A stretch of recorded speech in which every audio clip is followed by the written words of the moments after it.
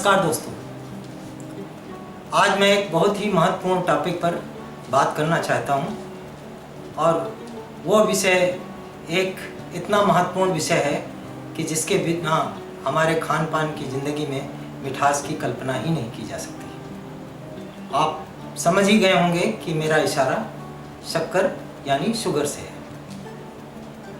पर हमारा आज का ये डिस्कशन शुगर पे ना होकर इसके एक महत्वपूर्ण सोर्स जो कि शुगर केन या गन्ना है उस पर आधारित है।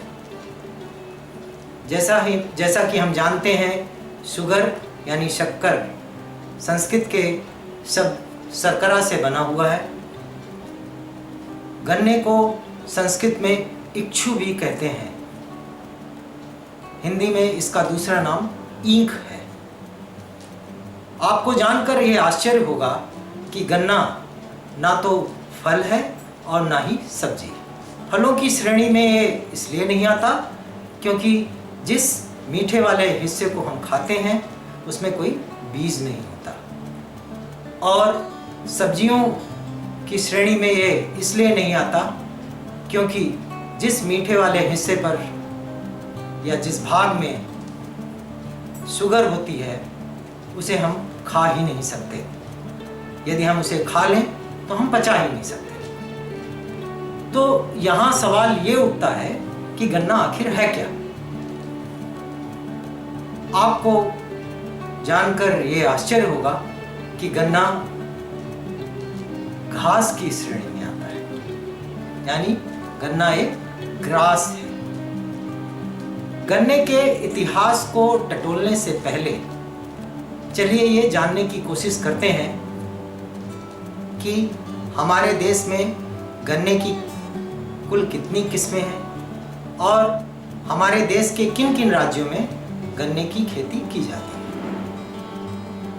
यूं तो गन्ने की कुल 116 किस्में पाई जाती हैं, जिनमें 55 किस्में ही खेती के लिए उपयुक्त मानी जाती हैं।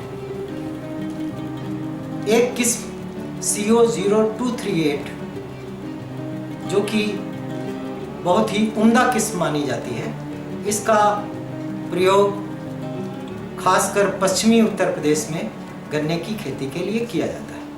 इसके अलावा CO098, 014, CO118 जैसी कुल अलग 6 किस्में हैं जो उस श्रेणी की किस्मों में आती हैं।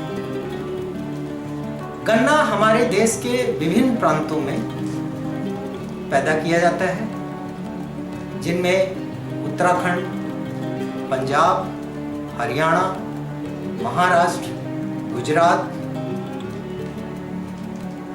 उत्तर प्रदेश, मध्य प्रदेश, बिहार, तेलंगाना, आंध्र प्रदेश, कर्नाटका, तमिलनाडु आदि। किंतु उत्तर प्रदेश खेती में प्रथम श्रेणी में आता है, इसीलिए इसे शुगर बोल ऑफ इंडिया भी कहते हैं। दूसरा स्थान महाराष्ट्र का है। गन्ने की खेती और इसके रस के सेवन पर विभिन्न प्रकार की बातें की जाती हैं। अब इस पर हम थोड़ा आगे बढ़ते हैं और ये जानने की कोशिश करते हैं कि गन्ना की खेती का इतिहास क्या है। गन्ने की खेती का इतिहास काफ़ी प्राचीनतम है, जो कि अब से 8000 ईसा वर्ष पूर्व यानी अब से लगभग 10,000 वर्ष पूर्व ऑस्ट्रेलिया के उत्तर में न्यू गिनी का बताया जाता है, जिसे पपुआ न्यू गिनी के नाम से भी जानते हैं। वहाँ पर गन्ने का प्लांटेशन किया जाता था। गन्ने के प्लांटेशन का ज्ञान धीरे धीरे साउथ ईस्ट एशिया से पूरब की ओर होता हुआ भारत तक पहुंचा। यह समय अब से लगभग 2500 वर्ष पूर्व का है। अब से 5वीं सदी तक भारतीय रसायन शास्त्रों ने गन्ने के रस से शुगर को क्रिस्टलाइज करने का तरीका ढूंढ लिया था और उसके बाद से गन्ना एक बहुत ही महंगी व्यापारिक वस्तु हमारे देश में बन गई थी। बाद में यह ज्ञान एशिया के दूसरे देशों में फैला, मिडिल ईस्ट से होता हुआ, मध्य एशिया से होता हुआ एशिया के दूसरे देशों में भी गन्ने के रस से कैसे शुगर बनाते हैं, शक्कर बनाते हैं, ये ज्ञान दूसरे देशों में भारत से फैला। इसके बाद जो एक महत्वपूर्ण जानकारी है वो भारतीय परिप्रेक्ष्य में। गन्ना यूं तो कहा जाता है कि 10,000 वर्ष पूर्व पपुआ न्यू गिनी में इसकी खेती की जाती थी या इसका प्लांटेशन किया जाता था, लेकिन अगर इसको हम अपने भारतीय परिप्रेक्ष्य में देखें तो गन्ने की खेती का इतिहास लगभग उतना ही पुराना है या उससे कहीं अधिक, क्योंकि गन्ने की खेती या गन्ने के रस से शक्कर निकालने की प्रक्रिया का वर्णन इंडस वैली सिविलाइजेशन में भी मिलता है, जो अब से लगभग 2500 से 3000 वर्ष पूर्व का समय है। अब बात करते हैं, वापस लौटते हैं कि गन्ने के रस के सेवन से कैसे किसी वंश का नाम पड़ा, इसकी जानकारी देने की कोशिश करते हैं। जैसा कि हम जानते हैं, सूर्यवंश का नाम राजा इक्ष्वाकु के नाम पर पड़ा। सूर्यवंश में अनेक प्रतापी महाराजा हुए, जिनमें राजा भागीरथी, राजा दशरथ, भगवान श्री राम और प्रसेनजीत जैसे अन्य राजा थे। भगवान राम इनकी 81वीं पीढ़ी में थे। भगवान श्री राम के बाद 56 और पीढ़ियां हुई सूर्यवंश में। जैन के 24 तीर्थंकरों में से 22 तीर्थंकर भी सूर्यवंश से आते हैं। ऋषभ इनके पहले तीर्थंकर थे। अब थोड़ा ये जानने की कोशिश करते हैं कि इक्ष्वाकु नाम कैसे पड़ा। कहा जाता है कि राजा काफी बीमार थे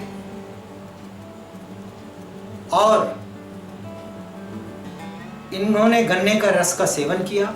गन्ने के रस के सेवन से इनकी सेहत में सुधार हो गया, इसलिए इनका नाम इक्ष्वाकु पड़ा, क्योंकि गन्ने को संस्कृत में इक्षु भी कहते हैं।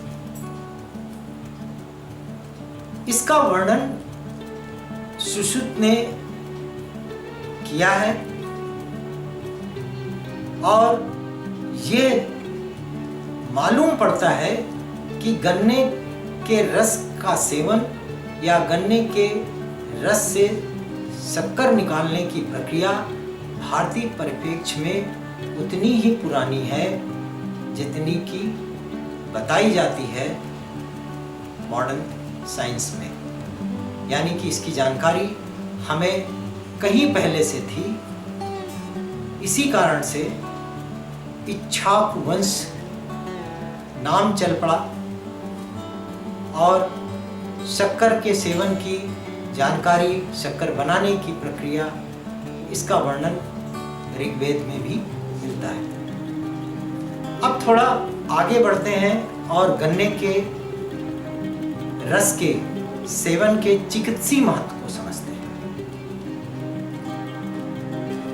पहला इम्पॉर्टेंट महत्व यह है कि इसमें मैग्नीशियम, कैल्शियम, पोटेशियम और मैग्नीज जैसे एलिमेंट्स पाए जाते हैं, जो कि गन्ने के रस को एक बहुत ही महत्वपूर्ण पेय बनाता है, जो डिहाइड्रेशन और इलेक्ट्रोलिसिस में जो सॉल्ट निकल जाते हैं उनके रिप्लेसमेंट में बहुत ही अच्छा सहायक सिद्ध होता है। दूसरा, गन्ने का रस एक बहुत ही अच्छा इम्यूनिटी बढ़ाने वाला पेय है। अगर हम इसका सेवन करते हैं तो हमारे शरीर की इम्यूनिटी बढ़ती है। तीसरा, इसके नियमित सेवन से प्रोस्टेट कैंसर या दूसरे प्रकार के कैंसरों से भी बचा जा सकता है। गन्ने का रस अल्फा हाइड्रोक्सी नेचर होने के कारण ये हमारी त्वचा के लिए यानी स्किन के लिए भी बहुत अच्छा होता है, जिससे अगर इसको हम फेस मास्क की तरह यूज़ करें तो हमारी स्किन ग्लो करने लगती है। इसके अलावा गन्ने के रस के सेवन से विभिन्न प्रकार की बीमारियों से भी बचा जा सकता है, क्योंकि ये इम्यूनिटी बढ़ाने में सहायक होता है। तो दोस्तों, ये थी जानकारी गन्ने के रस और गन्ने की खेती और उससे संबंधित इतिहास की। आपको हमारा ये वीडियो कैसा लगा? आप निश्चित तौर पर इसको बताएंगे और हमें खुशी होगी कि आपको ये जानकारी कैसी लगी।